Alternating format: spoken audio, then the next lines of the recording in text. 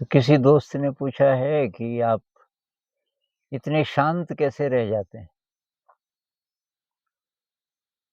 तो अब आपने ये वीडियो ही देखे, उसमें शांति लग रहा होऊँगा मैं। लेकिन ऐसी स्थितियाँ आती हैं जब शांति कुछ देर के लिए लगता है कि भंग हो गई। और डिपेंड करता है कैसी स्थिति में आप रह रहे हैं। तो बहुत सारे लोग बहुत प्रोटेक्टेड एनवायरनमेंट में रहते हैं, तो वहाँ कम गुंजाइश है अशांत होने की। लेकिन यहाँ तो स्कूल है और यहाँ मैं टीचर्स के साथ रहता हूँ, तरह-तरह के लोग हैं, तो छोटे-मोटे लड़ाई-झगड़े होते रहते हैं, ईगो का कॉन्फ्लिक्ट। और फिर स्कूल है, तो स्कूल में भी अब बच्चे आपकी बात नहीं सुन रहे हैं या अ, कोई ना कोई ऐसी स्थितियाँ बनती जाती हैं कि बीच-बीच में थोड़ी देर के लिए आप अशांत हो गए। अब आप कितने अशांत होंगे, ये डिपेंड करेगा कि आपकी तैयारी कितनी है और कितनी जल्दी शांत हो जाएँगे, वो आपकी अवेयरनेस पे डिपेंड करेगा। तो अशांत हम कब होते हैं? तो जब-जब नेगेटिव इमोशन आता है, वही करता है अशांत। पॉज़िटिव इमोशन है अगर, तो थोड़ी उत्तेजना हो सकती है। पॉज़िटिव इमोशन है तो बहुत ज़्यादा आप उत्साहित हो रहे हैं, एक तरीके से उत्तेजित हो रहे हैं पॉज़िटिव सेंस में। लेकिन वो खतरनाक नहीं है, वो मतलब अशांत तो कम से कम आप नहीं हैं। वो अच्छे वाला एक्साइटमेंट है एक तरह से। लेकिन नेगेटिव इमोशन जब-जब आता है, तो जैसे डर आ गया, इनसिक्योरिटी, तो यहाँ जैसे इनसिक्योरिटी आ सकती है कि भई काफ़ी सारे टीचर्स चले गए इस साल, नए टीचर्स कहाँ से लाएँ? कहाँ से आएँगे? स्कूल कैसे चलेगा? मान लीजिए फाइनेंशियल प्रॉब्लम आ गई। ये ऐसी-ऐसी बीच-बीच में स्थितियाँ आती रहती हैं। तो उस समय एक तो विश्वास काम करता है कि आपका कितना विश्वास है हायर पावर्स पे, अपना हायर सेल्फ कह लो, मैं जिसको माइंड बोलता हूँ, माइंड एंड ब्रेन, कि जहाँ तक मेमोरी है वो तो ब्रेन है। तो शांत रहने के लिए मेरे ख्याल से 3 चीज़ों का अभ्यास अगर हम करें, एक तो अवेयरनेस, एक फेथ, विश्वास, और एक अंडरस्टैंडिंग। अंडरस्टैंडिंग का मतलब है कि बहुत गहराई से आपको कोई बात समझ आ गई, तो तब अवेयरनेस भी ज़रा ज़्यादा जल्दी आ जाएगी। तो अंडरस्टैंडिंग का मतलब जैसे गुस्सा, आपको गुस्सा आया, तो अंडरस्टैंडिंग का मतलब ये है कि आपको तुरंत पता चल गया कि ये जो गुस्सा आया है, ये मेरे लिए डेंजरस है। इसके साथ जो बाकी चीज़ें जो इसको मेंटेन करके रखती हैं गुस्से को, कि उसने ऐसा क्यों बोला, ये नहीं बोलना चाहिए था, इत्यादि, इत्यादि। वो जो भी हुआ होगा, लेकिन गुस्सा मेरे लिए खतरनाक है, ये ज़हर है। ये है अंडरस्टैंडिंग। अब दूसरी बात कि कैसे उसको जल्दी ख़त्म करें, तो वहाँ अवेयरनेस काम करेगी। आप बहुत ज़्यादा प्रखरता से देखने लग गए उस गुस्से को, बहुत अवेयर हो गए। तो अवेयरनेस की जो इंटेंसिटी है वो उसको जल्दी कमज़ोर कर देगी गुस्से को, ज़्यादा देर नहीं चलेगा। और बहुत मामलों में तो फ़ेथ काम करता है, जैसे कोई प्रॉब्लम है, अभी सॉल्व होने वाली नहीं है और सामने है प्रॉब्लम। एक तो हम प्रॉब्लम को भी सोच-सोच के थोड़ा बड़ा कर देते हैं। मान लीजिए स्कूल में फाइनेंशियल प्रॉब्लम है इस समय। अब एक तो ये कि आप सोचते रहो बिना बात में, क्योंकि सोच के तो वो समाधान होगा नहीं ना, उसके लिए कुछ एक्शन करो तो बात अलग है। मन में ये जो हम सोचते रहते हैं, इससे प्रॉब्लम को हम सस्टेन करते रहते हैं। अभी याद नहीं भी है, तो अगर मुझे ये आदत है किसी चीज़ को लंबा करने की, तो वो प्रॉब्लम अब चलती है, मन ही मन में चल ही रही है और उसका कोई फ़ायदा नहीं है। तो विश्वास, विश्वास।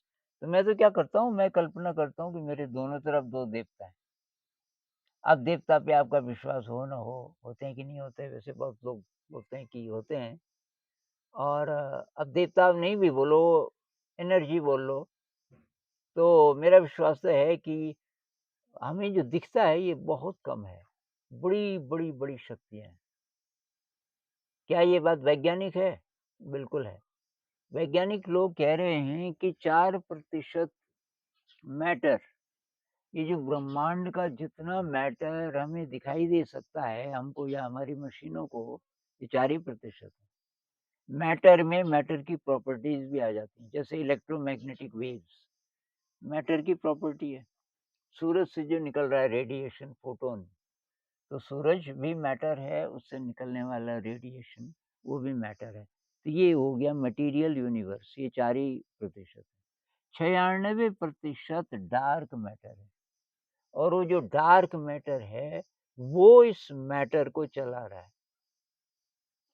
तो डार्क मैटर मतलब हम 96% उस डार्क मैटर से बने हैं। हमारे वजूद का 96% ऐसा है जिसको विज्ञान कभी नहीं छू सकता।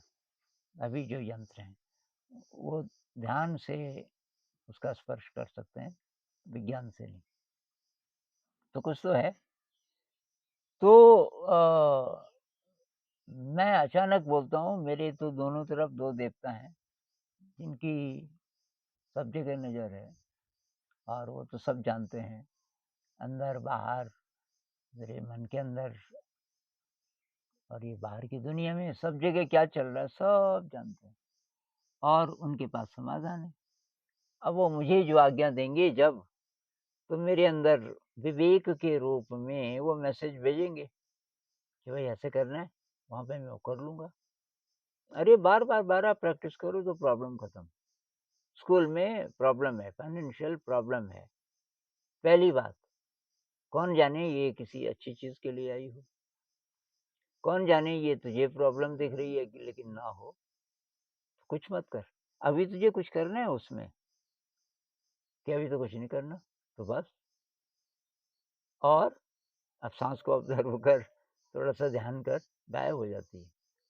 उसी तरह गुस्सा है, गुस्सा आया तुरंत, अब कितनी जल्दी आपको ये अंडरस्टैंडिंग आएगी कि ये मेरे लिए खतरनाक है, ये ज़हर है, उतनी जल्दी आप उस पे एक्ट करना शुरू कर दोगे। लेकिन गुस्सा आपने किया थोड़ी देर, बोला चाहे नहीं बोला, लेकिन उसका असर हो गया। वो जो गुस्से का इमोशन है, उसने आपके सारे शरीर को थोड़ा-सा ज़हरीला तो कर दिया। तो आप क्या करोगे?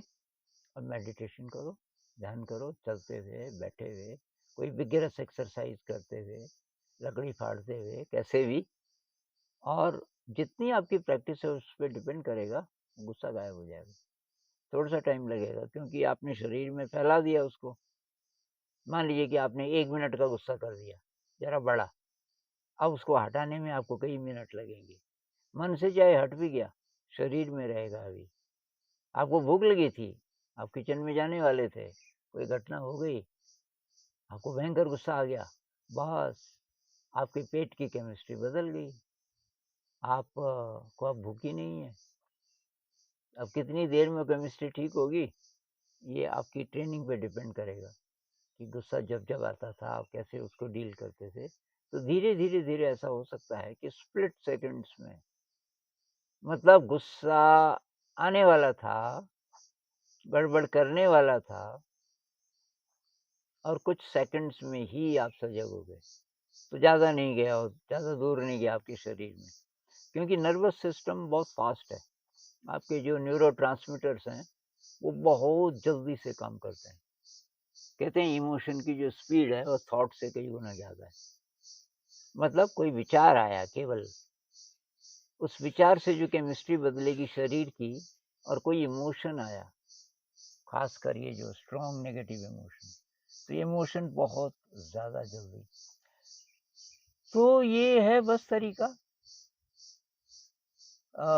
जैसे तूफ़ान आया, कोई बहुत बड़ा तूफ़ान आया, और मान लीजिए आप ऐसे इलाके में रहते हैं कि वहाँ तूफ़ान आते रहते हैं, और जब-जब तूफ़ान आता है, तो बहुत सारी धूल और सूखी हुई पत्तियाँ, क्योंकि आपकी खिड़की के बाहर गार्डन है, तो वो सब आपके कमरे में घुस जाते हैं।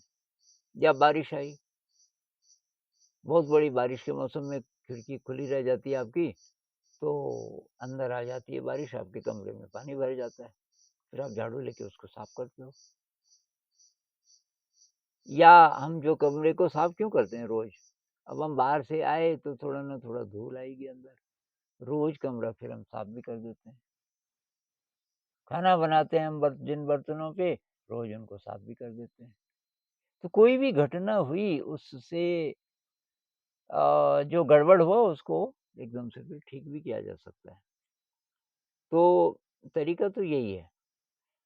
इसके कुछ और उदाहरण लेते हैं कि मान लीजिए आप अपने कमरे को, अब कमरे का मतलब यहाँ पे मन है वैसे, पर मैं एनालॉजी से समझा रहा हूँ। आप कमरे को साफ रखना चाहते हैं, तो हम 2 चीज़ें करते हैं।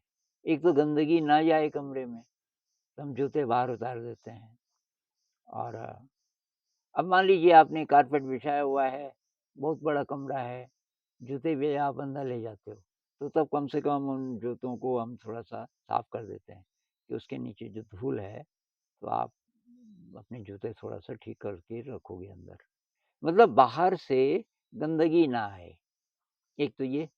अब दूसरा, हम रोज़ झाड़ू भी लगाते हैं फिर भी, कि जो अंदर की गंदगी है, अंदर फिर भी गंदगी हो सकती है। अंदर कहाँ से गंदगी हो सकती है? तो आप किसी कमरे में झाड़ू ना लगाओ, एकदम साफ कर दिया आपने, अब उसको बंद कर दो आप। आप वहाँ रहते हो रोज़, लेकिन आप झाड़ू नहीं लगाते। कुछ मत छेड़ो, आप वहाँ लेटे रहो। 2 महीने तक मान लीजिए कि आप रोज़ वहाँ लेटते हो, काम करते हो। उसके बाद देखो आपकी खाट के नीचे बहुत सारी गंदगी होगी, रुई जैसा, ब्लू ग्रे रंग का बहुत फाइन एक लेयर सी चढ़ जाती है फर्श पे। तो वो क्या है? तो कहते हैं वो हमारी ही कोशिकाएँ हैं। हमारे शरीर से कोशिकाएँ झड़ती रहती हैं हर सेकंड, मिलियंस में। तो 1 महीने में आपके शरीर से 1 चम्मच के बराबर वो रुई निकल ही जाती होगी। तो इसका क्या मतलब? इसका मतलब ये है कि एकदम बाहर से कोई नई चीज़ ना जाने दें। जो बाहर की जो घटनाएँ हो रही हैं, उसमें तटस्थ रहना सीखें। तो बाहर की गंदगी आप मन के अंदर नहीं जाने दे रहे, लेकिन मन ही मन में फिर भी गंदगी पैदा होगी। आपके मन ही मन में भी गंदगी पैदा हो सकती है, बाहर सब ठीक-ठाक है, कोई घटना नहीं हुई ऐसी जो आपको परेशान करे। लेकिन मन के अंदर पहले आदत के कारण, जैसे कुछ लोग पीछे की बात सोच देते हैं। अ, कोई फ़ोटो आपने देखी पहले की, आपको कुछ याद आ गई, बस उस याद में खो गए, मन आपका थोड़ा-सा मतलब अशांत हो गया, उदास हो गया, सेंटिमेंटल हो गया, ये सब वही है कि आपकी शांति तो भंग हुई ना। तो शांत मन जो है वो एकदम आनंदित भी होता है। आनंदित का मतलब ये नहीं कि एकदम रोमांचित, कि आपको गुदगुदी हो रही है, वो नहीं, प्लेज़र की बात नहीं कर रहे, वो तो प्लेज़र हुआ। अ, प्लेज़र भी कभी-कभी हो सकता है, पर उसकी बात नहीं हो रही। आप शांत हो एकदम, एकदम शांत, अनुद्विग्न, जैसे कोई झील है जिसमें कोई लहर नहीं है। तो लगातार शांत, मेरे ख्याल से बड़े-बड़े संत भी नहीं रहते होंगे। कोई नीम करोली बाबा जी के बारे में बता रहा था, तो उनका एक आश्रम है भवाली के पास, उत्तराखंड में। ये जो भवाली एक शहर है, तो भवाली से आगे जब हम जाते हैं तो वहाँ सड़क ऐसे है, उसको कैंची है उसका नाम, ऐसे सड़क आती है पहाड़ पे, फिर ऐसे, फिर ऐसे और तब जाती है। और यहाँ पे नदी है नीचे, वहाँ से करीब 10-15 मीटर नीचे नदी है, नदी के इस तरफ आश्रम है।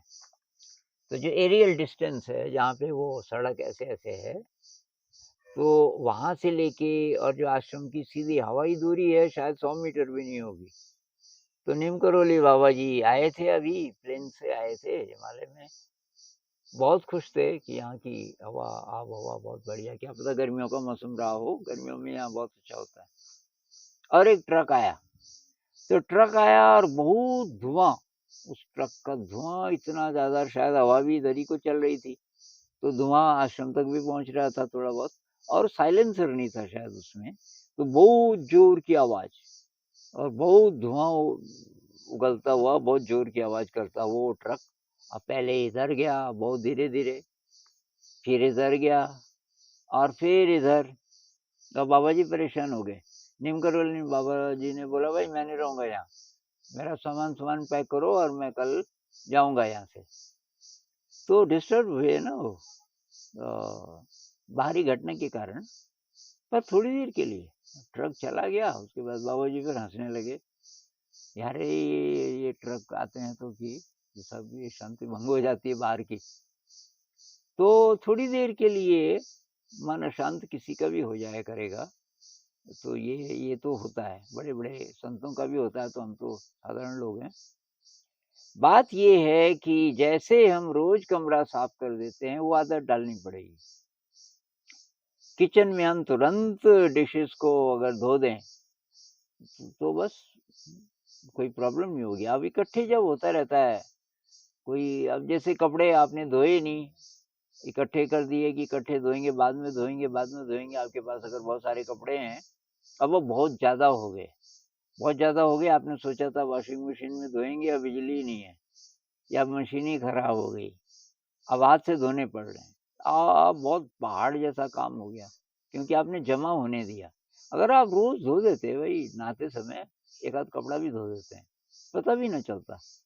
तो ये आदत हमें डालनी पड़ेगी, जैसे ही मन ज़रा-सा खराब हो किसी भी कारण से, उसको तुरंत ठीक करना है।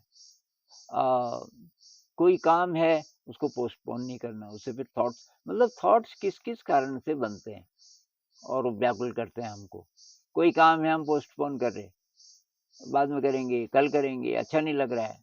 अब जब तक आप नहीं करोगे, वो काम की जो चिंता है, एक तरीके से आपको अंदर ही अंदर परेशान करती रहेगी, उसको खत्म करो अभी। कोई टूटी आपकी टपक रही है, अब आप जानते हो उसको ठीक करना, या आप किसी को अभी बुला सकते हो, वो तो चलो कल करेंगे, परसों करेंगे, अब वो टपक ही रही है और आपको खराब भी लग रहा है, तुरंत करो उसको अभी। अभी क्यों नहीं हो सकता, अभी टाइम है ना, अभी करो। तो ये छोटी-छोटी चीज़ें, आपका प्रेशर कुकर खराब है और कल भी भूल गए थे, बाज़ार ले जाना था, अ, या उसकी गैस्केट लानी थी या जो भी करना था, तो अब वो उस कैसे आपको याद रहेगी अगर आप नहीं कर सकते ठीक? तो कल बाज़ार जाएँगे, तो तब इसको ठीक करेंगे, कौन जाएगा? अच्छा मुझे जाना है, तो मुझे याद कैसे रहेगा? तो कहीं दीवार पे चिपका दो ताकि याद आए आपको। ऐसे करके इसको थॉट मैनेजमेंट कह लीजिए, कि हम सोचें तभी जब ज़रूरी है, और क्या-क्या करके हम ये फालतू थिंकिंग को मिनिमाइज़ कर सकते हैं, ये हमें देखना पड़ेगा। और बहुत बार तो हम जानबूझ के ऐसी स्थिति में फँस जाते हैं जहाँ थॉट्स ज़्यादा हों, किसी को छेड़ देते हैं। कुछ लोगों की आदत होती है ना, अगर ऐसी हमारी आदत होगी तब तो बहुत मुश्किल है शांत रहना। तो जहाँ पे गड़बड़ का चांस हो, जाओ ही मत वहाँ, थोड़ा दूर रहो। कुछ ऐसी बात बोलो ही, चाहे वो बिल्कुल सही बात बोल रहे हैं आप और आपको थोड़ा-सा पता है कि इसका फ़ायदा नहीं, इसका नुकसान ही होना है, मानेगा नहीं कोई, चुप रहो। तो एक तरीके से हमें ये देखना पड़ेगा कि कब बोलना है, कब नहीं बोलना, एक। कब सोचना है, कब नहीं सोचना। जो फालतू सोच होती है, बिल्कुल नहीं। और बाहर से कमरे में गंदगी ना आने दें और कमरे में जो गंदगी बन रही है, उसको तुरंत-तुरंत झाड़ू से साफ करते रहें। तो मेरे ख्याल से अभी इस पे इतनी बात करते हैं।